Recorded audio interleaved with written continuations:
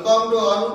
आज आम मिड़मिड़ा बा पानी बसंत रोग बाबद आलोचना करिया। वर्तमान खरा समय गरम समय तेबे एही समय रे एही मिड़मिड़ा पानी बसंत देहरे हेइथाय एवं जदि आपण एही रोग रे पडिछंती तेबे एहार सुंदर उपचार खूब शीघ्र भल हो पारे। किंतु अंधविश्वास जनित अनेक प्राय कहले चले, प्राय कहले अत्युक्ति हम नहीं। तेबे माँ आसी गोटे घरे रखीदवा एवं 5 दिन 7 दिन पर उठेवा, ये सब जो अंधविश्वास रे पड़ी कष्ट भोग करथांती। तेबे जो माने भी एभली मनोभावना अछि, जो माने वीडियोटी को देखंतु एवं एई बसंत रोग रे पीड़ित होइथिले ताकू एही उपचार करंतु, निश्चित भावे आरोग्य हेजिबे।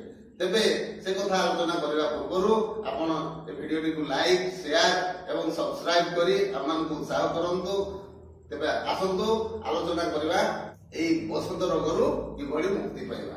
तेबे आपण जानिथिबे फेणफेणा गछ चित्र रे आपनको दर्शाई दिया जाउची जे एई गछटिर छेली को आ गोटे कथा कि एई गछटी को आदिवासी भाषा रे बाराहाटा मध्य पड़ी था।